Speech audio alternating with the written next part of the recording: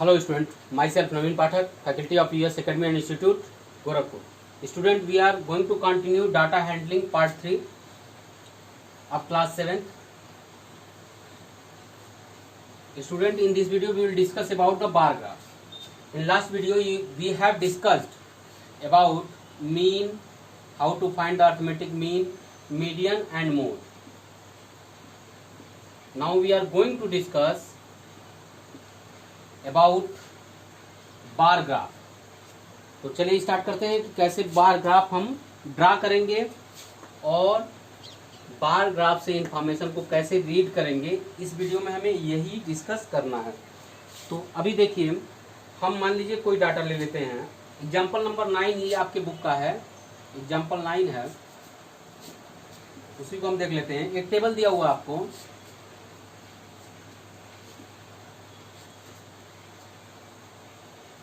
इसमें स्टूडेंट्स के नाम दिए हुए हैं और उनके ऑप्टेन स्कोर हैं।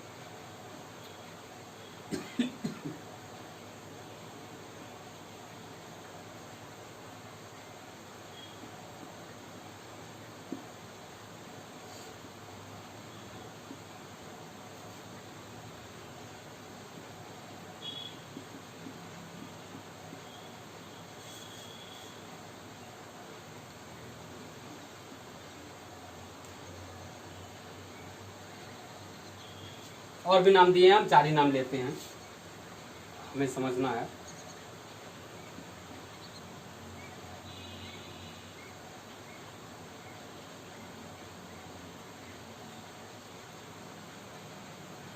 आउट ऑफ 600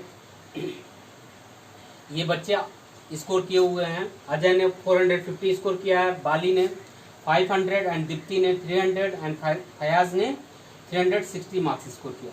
अब इस डाटा को हमें किसमें कन्वर्ट करना है? बार ग्राफ में। इस टेबुलर डाटा को हमें बार ग्राफ में क्या करना है? कन्वर्ट करना है, यानी बार ग्राफ में इसको रिप्रेजेंट करना है। इस डाटा को हमें बार ग्राफ में रिप्रेजेंट करना है। तो बार ग्राफ में रिप्रेजेंट करने के लिए सबसे पहले हम क्या करते हैं, हम एक वर्टिकल और एक हॉरिजॉन्टल लाइन ऐसे खींच लेते हैं अपनी ग्राफ कॉपी पे, ठीक है। और उसके बाद हम एक यूनिट स्केल डिफाइन कर लेते हैं, एक scale define, appropriate scale define कर लेते हैं, जिसमें ये जो आपका ऑब्टेन मार्क्स है वो मल्टीपल हो। उसका मल्टीपल होने का मतलब ये है कि अगर हम स्केल 50 डिफाइन कर लें तब भी ये 50 का भी मल्टीपल है, ये जितने भी नंबर दिख रहे हैं 50 के मल्टीपल्स हैं। या अगर मैं स्केल को 100 डिफाइन कर लूँ तब भी ये क्या है? मल्टीपल है। केवल ये वाला मल्टीपल नहीं दिख रहा है, तो आगे हम उसको अभी बताएंगे कैसे उसको डिवाइड कर लेंगे। लेकिन एप्रोप्रिएट स्केल हमारे लिए या तो 50 हम डिफाइन कर लें या तो 100 डिफाइन कर लें। तो हम 100 डिफाइन कर लेते हैं। तो हम यहाँ पे स्केल डिफाइन कर लेते हैं 1 यूनिट इक्वल टू 100 मार्क्स। इसको हम बोलते हैं वाई एक्सिस। इसको कौन सा एक्सिस बोलते हैं? वर्टिकल वाले को हम बोलते हैं वाई एक्सिस, और इसको हम बोलते हैं क्या? एक्स एक्सिस, ठीक है।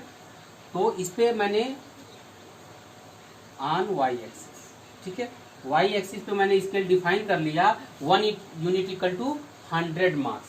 तो ये मान लीजिए हमारा 1 है, तो ये 100 मार्क्स हो गया। फिर क्या हो गया? 200 मार्क्स हो गया। ये आपका कितना हो गया? 300 मार्क्स हो गया। ये आपका क्या हो गया? 400 मार्क्स हो गया। ये क्या हो गया? 500 मार्क्स हो गया। और ये हमारा 600 मार्क्स जो मैक्सिमम, ठीक है। इक्वल इंटरवल में अब इधर हम नाम लिख लेते हैं बच्चों का। ये हो गया अजय, ये हमारी है बाली, ये हमारा दीप्ति, और ये हमारा फयाज। अब देखो अजय का स्कोर कितना है? 450।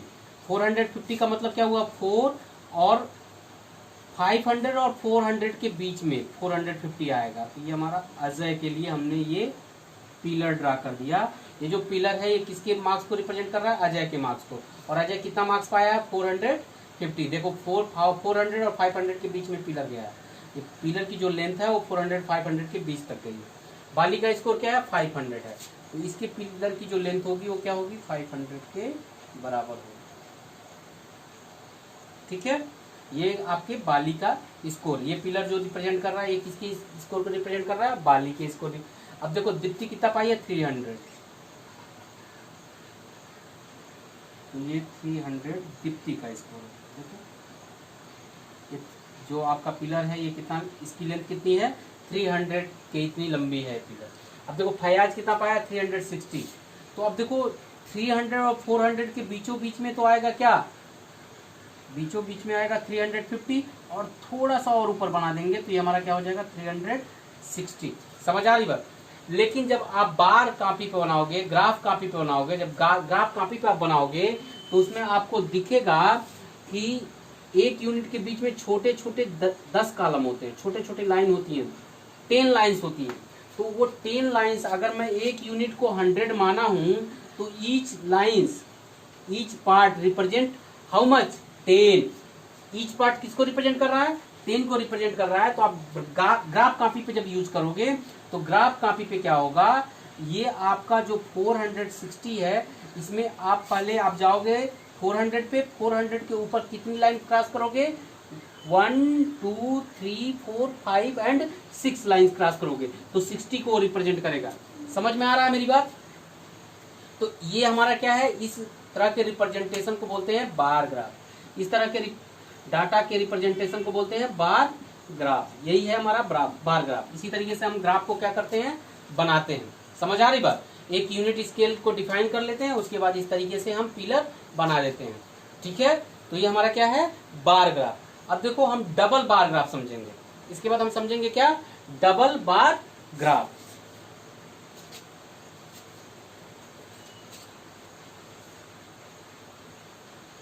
डबल बार ग्राफ का मतलब हो गया हमें दो इंफॉर्मेशन दिया रहेगा, दोनों इंफॉर्मेशन को एक ही बार ग्राफ पे हमें क्या करना है, टैबुलेट करना है, दिखाना है, रिप्रेजेंट करना है। समझ आ रही बात। तो देखिए इसको आप ग्राफ कॉपी पे करोगे तभी आप इसको अच्छी तरीके से रिप्रेजेंट कर पाओगे, अदरवाइज दिक्कत होगी। जैसे मान लो मैं उसी इंफॉर्मेशन को ले लेता हूं और दो एग्जाम का रिजल्ट ले लेता हूं, हाफ ईयरली और क्वार्टरली। ये हमारे स्टूडेंट्स हो गए।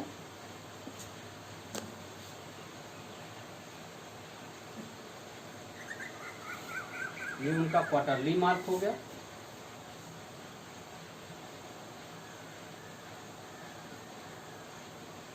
और ये हो गया हाफ ईयरली।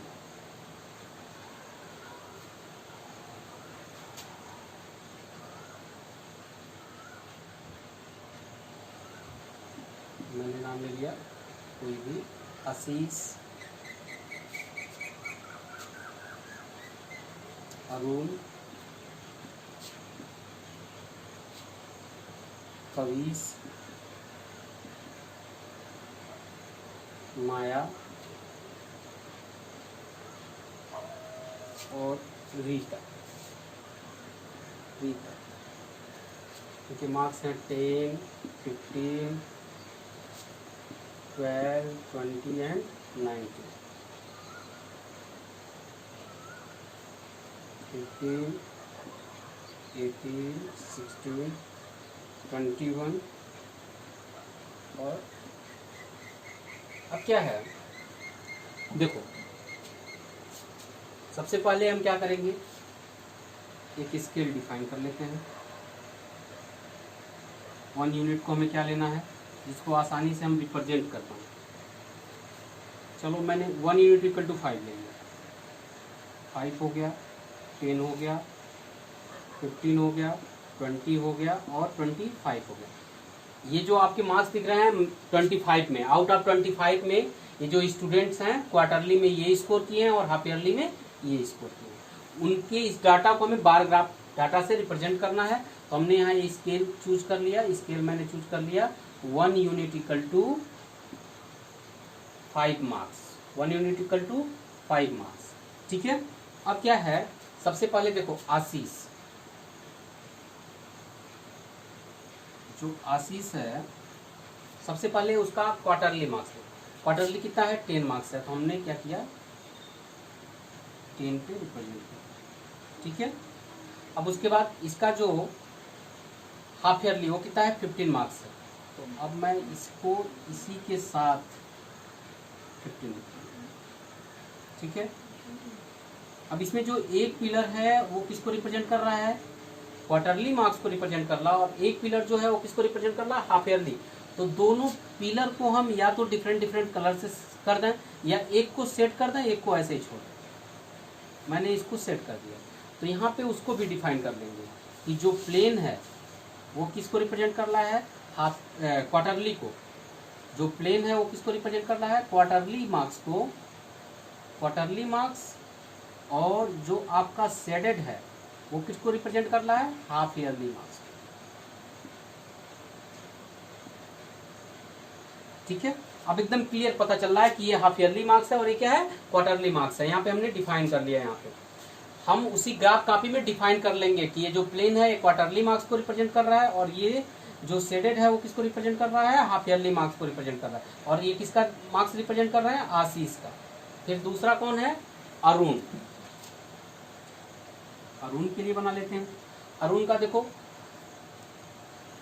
क्वार्टरली में 15 मार्क्स है, यानी कि 15 मार्क्स हम बना लिए क्वार्टरली में। ये क्वार्टरली हो गया, प्लेन वाला क्वार्टरली है। और 18 मार्क्स है किसमें, हाफ ईयरली में। अब 18 मार्क्स हाफ ईयरली में है तो कैसे बनाएंगे, देखो जब तुम स्केल 5 डिफाइन किए हो तो हमने बताया एक यूनिट में तुम्हारे छोटे छोटे ग्राफ कॉपी में कितने पार्ट होंगे, 10 पार्ट होंगे।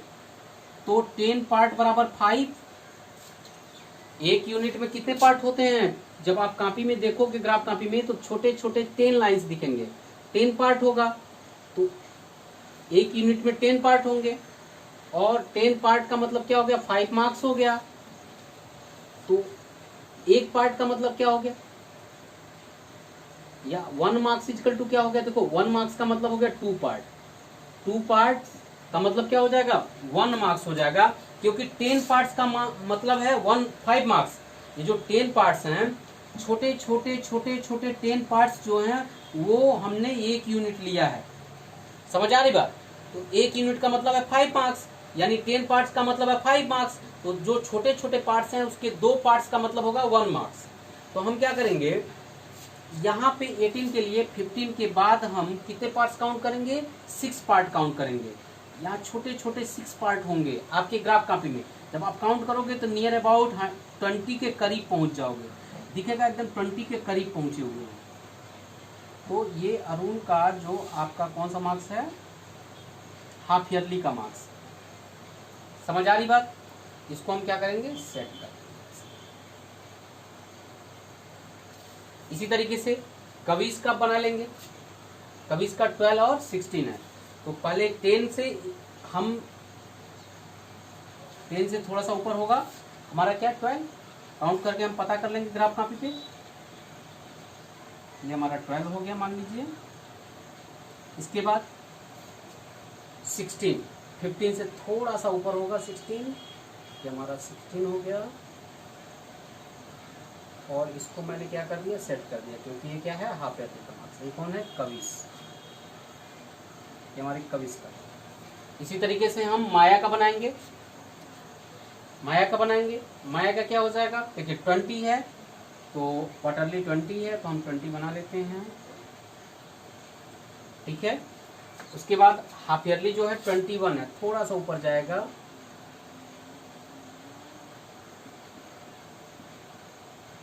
इसके बाद ये हो गया माया का। इसके बाद आता है रीता। रीता आगे देखिए 19 है, यानी 20 से थोड़ा सा कम होगा, 20 से थोड़ा सा कम होगा, 20 से थोड़ा सा छोटा होगा। ठीक है। उसके बाद आपका 15 है तो थोड़ा सा और छोटा कर लेते हैं हम, 15 हमारा आ जाएगा यहाँ। ठीक है। इस तरीके से हमने क्या कर लिया, ग्राफ बना लिया। किसका, डबल बार ग्राफ। इसको बोलते हैं डबल बार ग्राफ, इसको हम बोलते हैं डबल बार ग्राफ। एक ग्राफ में 2 इंफॉर्मेशन हम क्या कर रहे हैं, रिप्रेजेंट कर रहे हैं, इसको हम बोलते हैं डबल बार ग्राफ। इस तरीके से हम डबल बार ग्राफ बनाते हैं, जिसमें दोनों पिलर का या तो कलर चेंज कर देते हैं और यहाँ वहाँ डिफाइन कर लेते हैं कि ये वाला कलर इसको रिप्रेजेंट कर रहा है, ये वाला कलर इसको रिप्रेजेंट कर रहा है, या एक पिलर को हम ब्लैंक छोड़ देंगे और दूसरे पिलर को सेट कर देंगे, लेकिन यहाँ डिफाइन जरूर कर लेंगे। स्केल डिफाइन करना है, पिलर के कलर को डिफाइन करना है। समझ आ रही बात। तो इस तरीके से हम डबल बार ग्राफ रिप्रेजेंट करते हैं। तो इस एक्सरसाइज में, एक्सरसाइज आपका जो है 3.3 जो है, इसमें ग्राफ ही बनाना है आपको, या ग्राफ दिया है तो उससे इंफॉर्मेशन को क्या करना है, रीड करके बताना है। तो चलिए इसमें एक्सरसाइज में आपका क्वेश्चन नंबर फर्स्ट देखिए। क्वेश्चन नंबर फर्स्ट में आपको एक ग्राफ दिया हुआ है। क्वेश्चन नंबर फर्स्ट में देखिए एक ग्राफ दिया हुआ है आपको।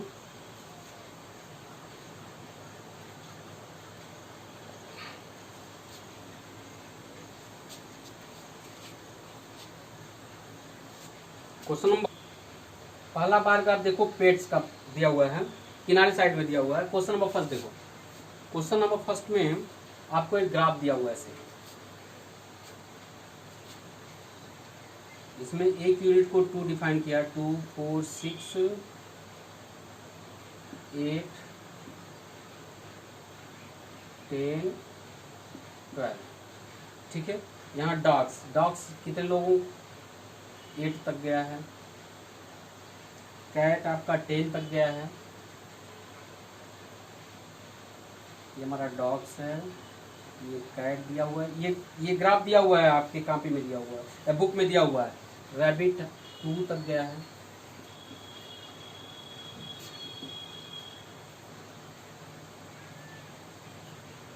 हैमस्टर्स आपका 4 और 6 के बीच में है, यानी कि 5 है।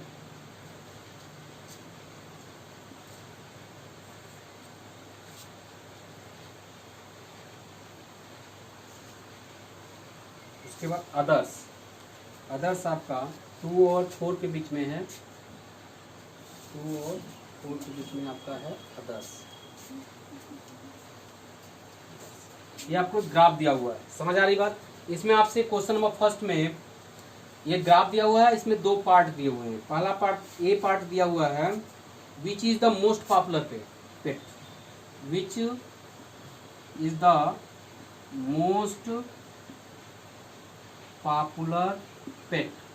अभी ये ग्राफ देख के आपको साफ साफ दिख रहा है कि सबसे लंबा पिलर किसका है, कैट का है। यानी कि कैट कितने लोग पसंद करते हैं पालना, कितने लोग पाले हुए हैं, 10। ये जो आपको दी रहा है, use the bar answer the following pet owned by student of the class 7। Class 7 के स्टूडेंट का ये ग्राफ है जिन्होंने डिफरेंट पेट को पाला हुआ है।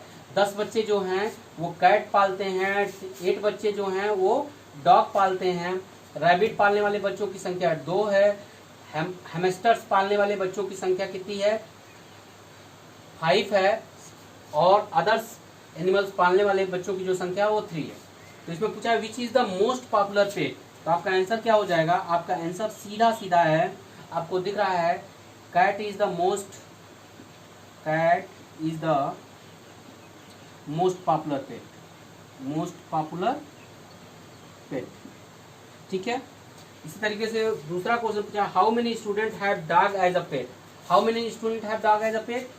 आपका क्वेश्चन नंबर बी पूछा है, हाउ मेनी स्टूडेंट्स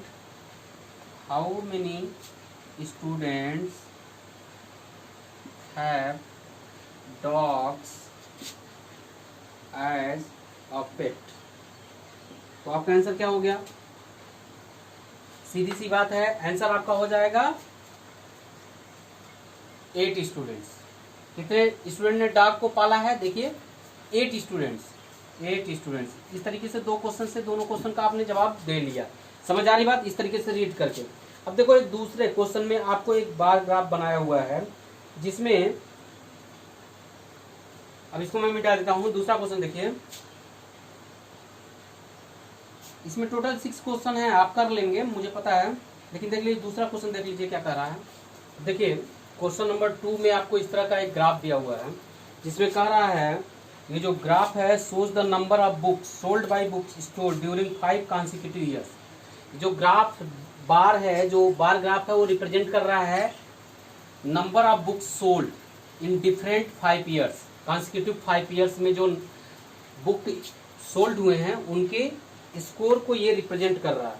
अब देखिए इसमें क्या कहा है, about how many books were sold in 1989, 1990 and 1992।